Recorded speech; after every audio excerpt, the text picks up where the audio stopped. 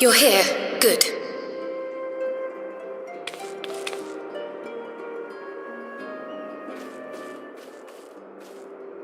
So, how are they?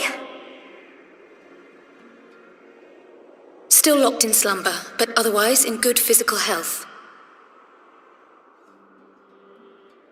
For the present, at least.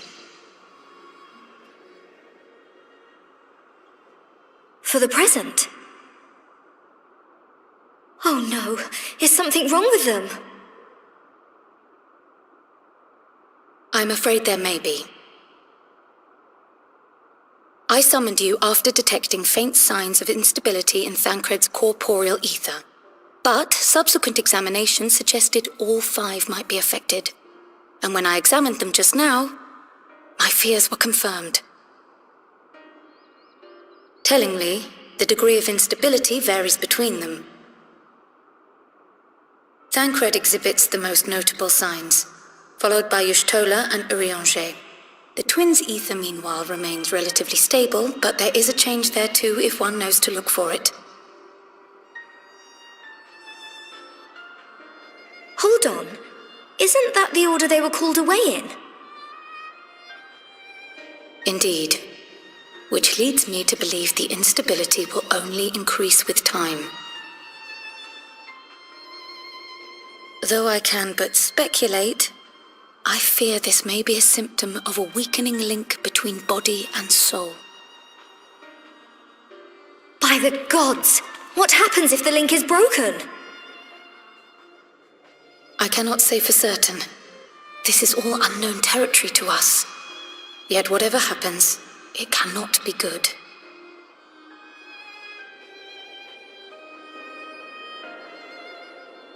Mercifully, the instability is still only slight. And you may rest assured Master Matoya and I will do everything in our power to keep it from worsening. Be that as it may, it is imperative that you find a way to restore our friends' souls to their bodies.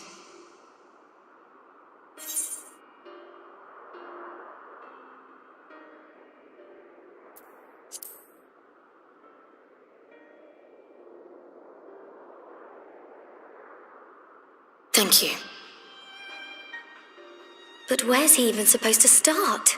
We had the greatest minds in the realm hunting high and low for an answer, and they ran out of places to look.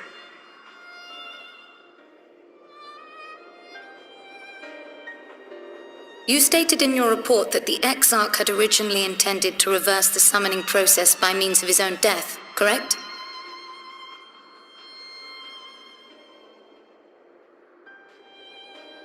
Raha always was a reckless young fool, ready to die for the first righteous cause that came along. His plan might well have worked, but I for one am glad he never had the opportunity to see it through. Even if it does mean our friends must remain stranded a while longer. There is another way, I am sure of it, and the key lies with him, with the Exarch. Pray return to the first and apprise him and the others of the situation. We, meanwhile, will do what we can from here, and, if the fates are kind, we will have good news to share upon your return.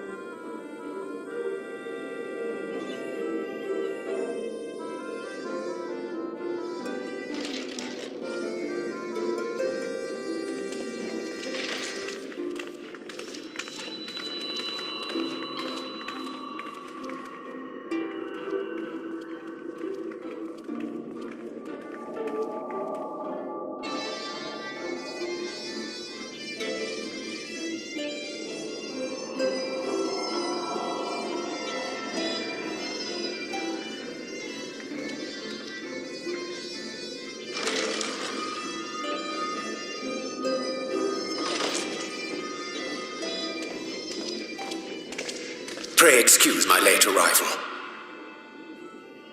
Will Thancred and Reen not be joining us? Nay, milady. With apologies to all, they beg leave to pursue their investigation of the empty to its conclusion.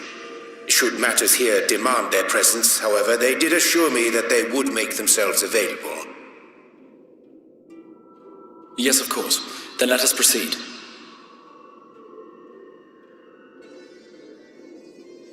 I think it best that you begin by providing a summary of Mistress Kryle's findings.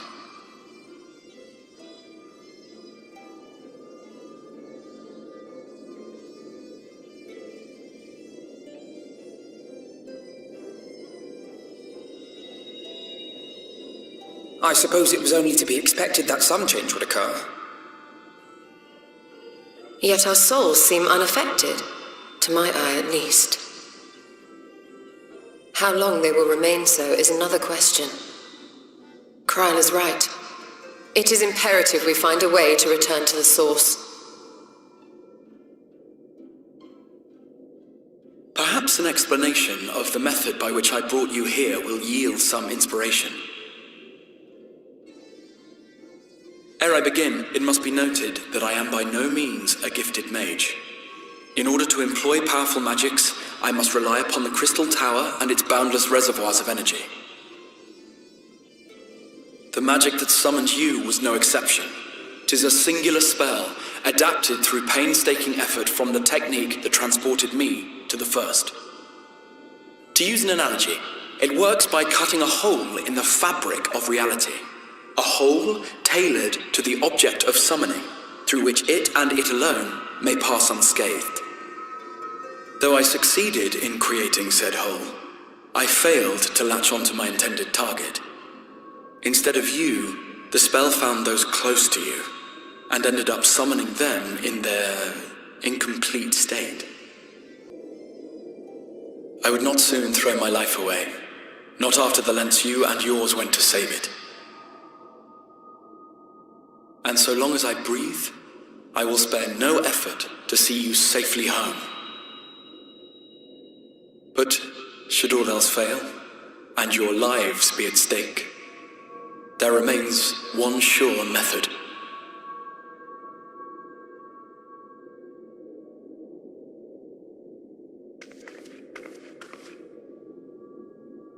Oh! What was that for? How can you even entertain such thoughts? You owe your life to the Warrior of Light, and you don't get to die unless he says so.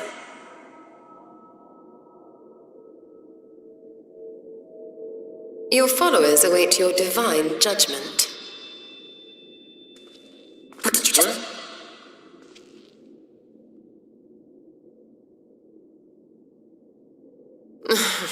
If the two of you have finished, perhaps we could return to our discussion? Rather than dwelling upon the multiple failed attempts at transference, I think it would behoove us to focus on the solitary success.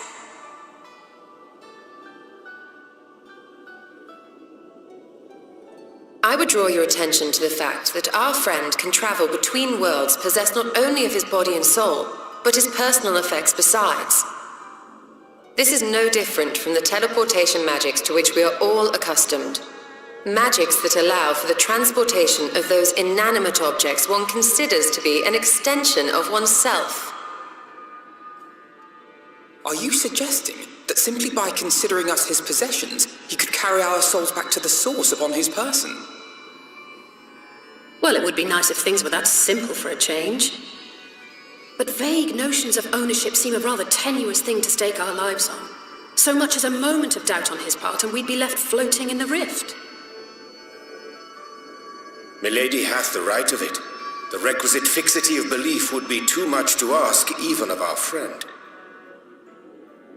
Yet, were we to immure our souls within an object in his possession, mayhap then our safe passage could be assured. White Auracite would, I believe, serve as a suitable vessel for this purpose. It was conceived to imprison the massy soul of an Ascian, and should house one of ours with relative ease. we would need only to ensure our soul's safe preservation inside the stone, and identify a means by which they might be transferred back unto our vacant bodies. Soul preservation and transference. I believe I know of someone who may be able to assist us. On the far shore of the source, there stands a great palace built by the elves. It was forsaken in the wake of the flood, but a certain Numo chose to make their home there soon after. Though they have long lived as a recluse, they once occupied a place of honor in Verbert's royal court, and it is said that none in all of Norvrand is more knowledgeable than they on matters of the soul. Well, I've no objection to seeking a helping hand, but if they've gone to such lengths to hide themselves away from the world, what makes you think they'd be willing to lend us one? A worthy question. Years ago, I myself tried and failed to solicit their cooperation in the battle against the Sin Eaters. No sooner had I begun to make my plea than they unleashed a swarm of their familiars upon me. Unlike me, however, you have curried favor with the Fae folk. By that merit alone, I am hopeful that they would grant you an audience. They may still be inclined to turn you away, of course, but if their knowledge might feasibly facilitate your return home, we have to try.